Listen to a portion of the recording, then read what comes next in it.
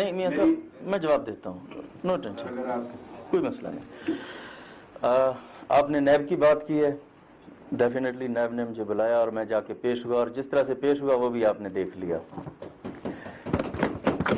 دوسری بات یہ ہے کہ نیب نے مجھے بطور ملزم نہیں بلایا, مجھے بطور گواہ بلایا ہے, اور مجھے جتنے بھی سوالات دیے ہیں میں ان سب کا جواب دوں گا.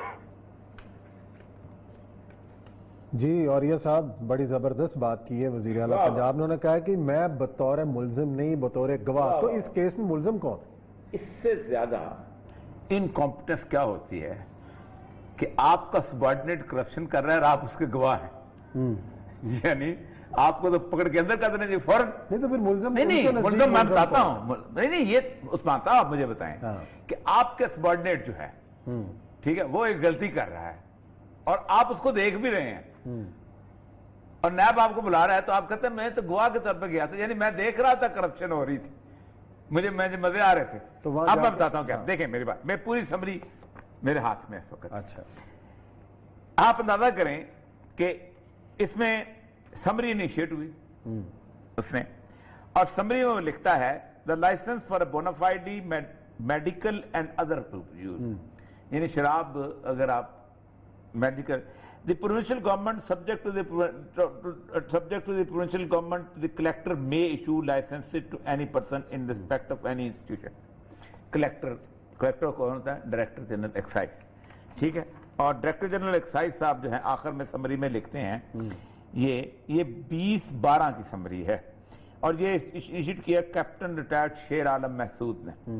کہتا ہے کہ director general excise and taxation is of the view that the prima facie the applicant has a good case for the grant of license from L2 subject to the fulfillment of condition laid down under the law of Lafna, and Director General Punjab is in the its capacity as excise commissioner is competent to grant such license. یہ summary نہیں بننی چاہیے تھی. آپ کو کیوں, آپ کو کسی نے کہا ہے کہ رپورٹ کرو مجھے. اس کے بعد یہ گئی ہے منسٹر END صاحب ہیں, کوئی پتہ نہیں ایکسائز کے, یہ وہ ہیں کیا نام ہے, فیصلہ آباد کے ہیں, حافظ ممتاز صاحب سمندری سے تعلق. انہوں نے ایک دستخط کیے بڑے زبردست قسم کے 2012 کو, اسی دن دستخط کر دی. اچھا اس کے بعد 21/12 کو چیف سیکرٹری نے یہ سمری واپس بھیج دی. اچھا کہ CS has seen and observed that instant matter may be dealt at appropriate forum as per law policy. آپ کی جو قانون ہے یہ اس کے مطابق صحیح ہے. یہ ان کا بورڈ ہے. اس بورڈ کے اندر یہ صاحب جو ہیں یہ اپنا ان کا جو نام ہے یہ 2016 محمد اکرم اشرف 31ویں ڈائریکٹر جنرل, یہ 2016 سے چلے آ رہے ہیں. وعدہ معاف گواہ بنے. وعدہ معاف گواہ. اچھا وعدہ معاف گواہ صاحب جو ہیں وہ اس کے بعد پھر ایک اور کہتے ہیں کہ ہمیں کیا جائے, اور یہ 8 تاریخ کو نوٹ ایشو کرتے ہیں. 8 کو نوٹ ایشو ہوتا ہے سیکرٹری صاحب سے اور منسٹر کے پاس, اور پھر اس کے بعد پرنسپل سیکرٹری ٹو CM چلا جاتا ہے. اچھا پہلی بات تو یہ ہے کہ قانوناً ڈائریکٹر جنرل نوٹ نہیں لکھ سکتا, اس کے لیے ایڈمنسٹریٹو سیکرٹری ہوتا ہے جو شیر عالم مسعود نے جو لکھا تھا. اور اس دوران کہتے یہ ہیں کہ اطلاع یہ ہے کہ چیف سیکرٹری یوسف نسیم کھوکھر جس کو بلایا تھا آج نہیں آئے, اس کے ساتھ ایک اور شیر عالم مسعود اور DG, انہوں نے چیف سیکرٹری کا جو گھر ہوتا ہے اس گھر کے اندر ایک کیمپ آفس ہوتا ہے, صحیح, اس میں میٹنگ بلائی. انہوں نے کہا یار کیا کریں, بہت پریشر ہے. پریشر کس کا تھا؟ فرشتوں کا پریشر تھا, کس کا پریشر تھا, ٹھیک ہے, یہ گواہ ہے تو پھر بتائیں نا. اس میٹنگ کے اندر انہوں نے کیا کریں, ان کا تو نوٹ ایشو کرو, کچھ کرتے ہیں. انہوں نے نوٹ ایشو کر دیا. نوٹ کے اندر اس نے لکھا ہے in the view of the past practice of presenting such cases before chief executive فلافنا for information and in the light of the instruction issued government Punjab for فلافنا دا میٹر میں be placed before the chief minister for information please, کیونکہ فیصلہ اس نے نہیں کرنا. انہوں نے کہا سر میں آپ کی انفارمیشن کے لیے, آپ نے کہا تھا, آپ کا کام کر دیا. اب یہ گواہ ہے, یہ گواہ اس کے ہیں. اچھا کہ میرا کام, مجھے فار انفارمیشن. ڈائریکٹر جنرل کے بعد سیکرٹری نے دستخط کیے ہیں شیر عالم مسعود صاحب نے 14 تاریخ کو, ٹھیک ہے, 8 کو سمری کیے ہیں, 14 کو, اور 9 کو یہ لائسنس ایشو کر چکے ہوئے ہیں. اچھا اس سے پہلے اس کے اوپر اس نے لکھا ہے جو آج پیش ہوئے ہیں, کیا نام ہے سیکرٹری جو ہیں رحیل صدیقی, اس نے کہا summary started by the secretary excise para 6 defined the authority of the grant of لیکر لائسنس فلاں 20 دسمبر کو. چیف سیکرٹری نے اسے پورا اس میں نوٹ لکھا ہے تفصیلاً کہ چیف سیکرٹری نے اس کو ٹرن ڈاؤن کر دیا.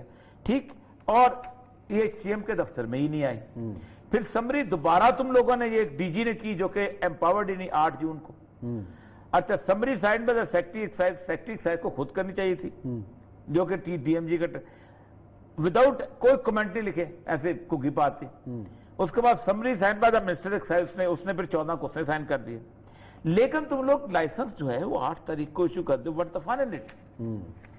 उसके ऊपर उन्होंने कहा सीन, उसके बाद वो कहते जी हैं, तो वो कहता जी है कि सर मुझ पे प्रेशर था कि इसको लाइसेंस इशू करो, ये करो, वो करो। भाई लाइसेंस तुमने देना है। अब मुझे ये बताइए, इस समरी में गवाह कहाँ हैं चीफ मिनिस्टर साहब, कि उनके जेर साया ये सब कुछ होता रहा है।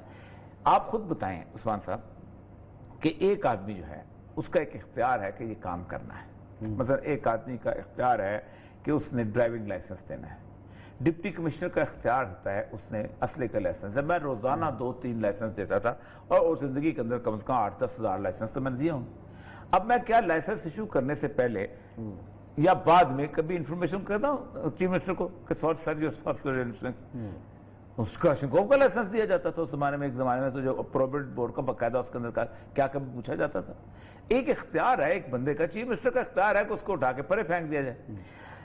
सिचुएशन ये है कि मसूफ ने कहा कि मैं कम बड़ा करते हैं मसूफ के कहने पे, और मेरी जहां तक मसला है कि लूप के अंदर बहुत लंबे चौड़े मसले आ रहे हैं और बुज़दार साहब बहुत शदीद किस्म की थिक सूप में फंस चुके हुए हैं।